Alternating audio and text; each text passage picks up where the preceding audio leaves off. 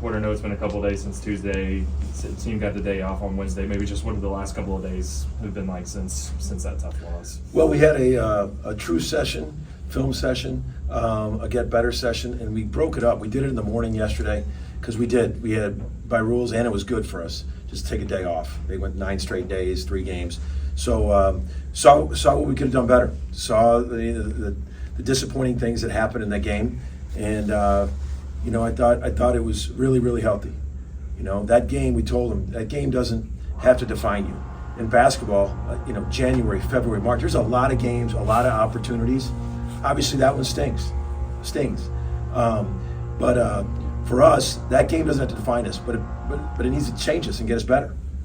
Tougher in those situations, and things we could have done better defensively.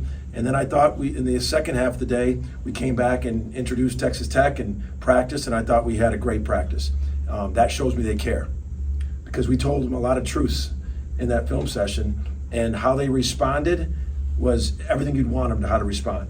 Everybody took ownership. Coaches, players, we all took ownership, and we had a great practice, and that means they care.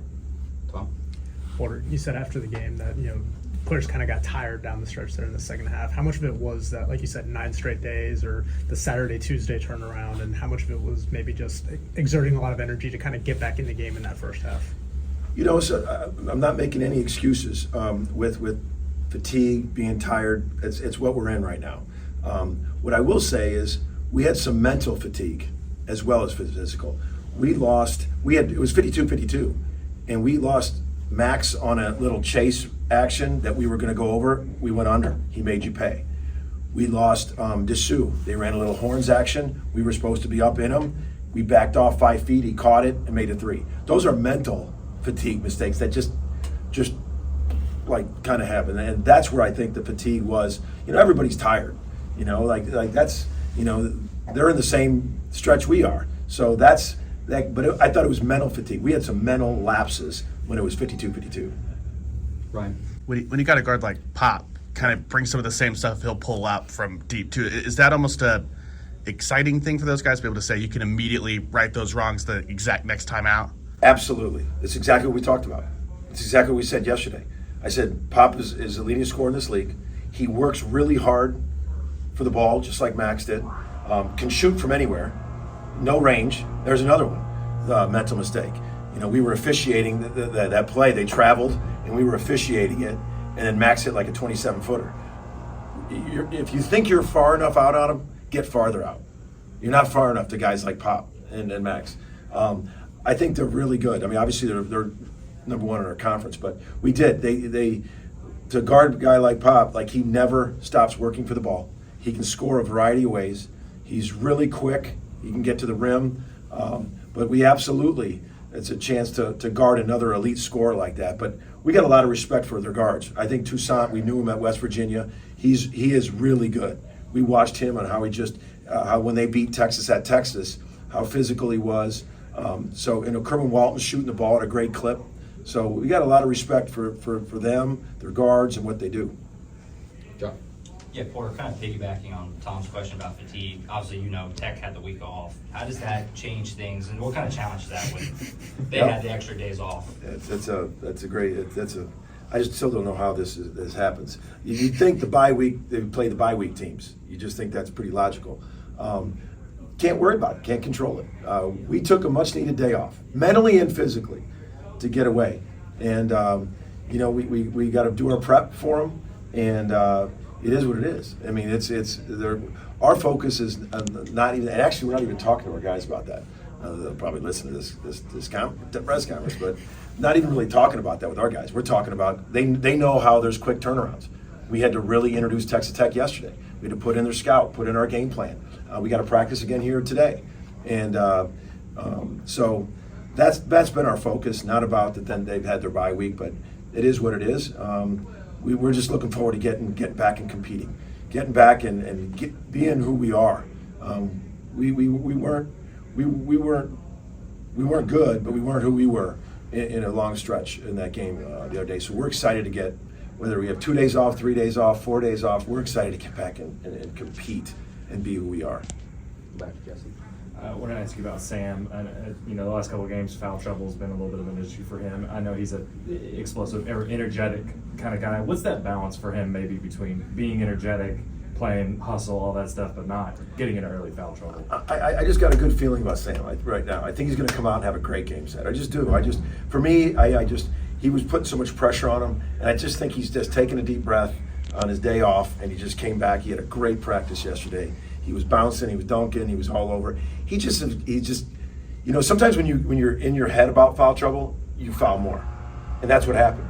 He went after a rebound, he didn't get it, and he just kind of shoved the guy out of bounds, and it was like a Sam. He's like, I don't know what I did it, and so I think sometimes I think now he's just can get back to playing. Just get that. And if you get in foul trouble, you get in foul trouble. You just got to be smarter with it. But I want him to be aggressive. Mason. Porter, you guys have been really competitive with everybody you played so far in the rebounding category, and then really struggled on the offensive boards against Texas. What goes into fixing that? What were some of the difficulties you had with that, and how do you get that right against Tech? So, I think I guys told you yesterday. A lot of times I'm always saying, don't let your offense dictate your defense. If you're not making shots, it doesn't matter. You have to guard. I thought our defense dictated our offense. I thought we weren't playing very good defense, and then I would just kind of. When your offense isn't going, you need those extra offensive rebounds. We talked about it. We talked about it in our film session. We got to go get extra rebounds, extra possessions, those are guys like John Hughley, challenging him. When you're in there, you got to come up with one or two. Rivaldo Soares has been good at it, getting us extra possessions. Ortega's got to get us extra possessions. But we have been good rebounding the ball. We're going to have to be very good against this team rebounding the ball, the way they offensive rebound and the size they have. So. Rebounding is always one of those things that we're nonstop talking about, addressing. It's a key to every single game. Gracie. Like you said, the season's long, you're going to lose some games, but how do you build a team and a program that's able to kind of bounce back and get right back on track after a tough loss? Yeah, it's what we've talked about. Like even when we lost that week, we lost those TCU and Kansas. It's the same mentality of whoever your opponent. You lose, First part of our process is why we lose. Like what do we need to do better? And that discussion was pretty lengthy for the last game. But then it's like, let's get right back at it. Let's get right back at it. You can't stay 2 down or 2 up in this league. Every single game is a quad 1 game. Every single game seems like you're playing a top 20, top 30 team.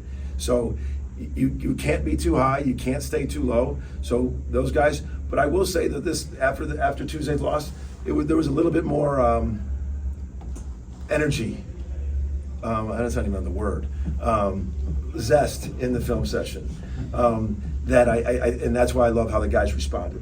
And that's how you got to respond in a game like that. Chris. Yeah, Porter, what does the coaches versus cancer mean to you, and how special is it to have these survivors joining you and your players? It means a lot to me. I lost both my parents to cancer. So every year this is something, I had my secondary parents were my college coach and his wife. I played for him 4 years and I coached with him 7. And they became, Tony and Kathy Baroni became my second set of parents. They both died of cancer. So it affects everybody. The American Cancer Society, the way they, and Coaches versus Cancer, the way they fight for this is relentless. And that's what we have to be, because we're gonna beat it.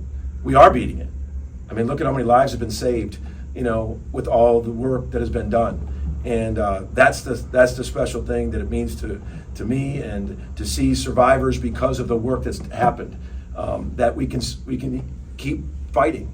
And so it's a special place in my heart. I think you raise everybody's hand in this room, somebody's been affected by cancer. And that's where coming together, them leading the charge, we are going to beat it.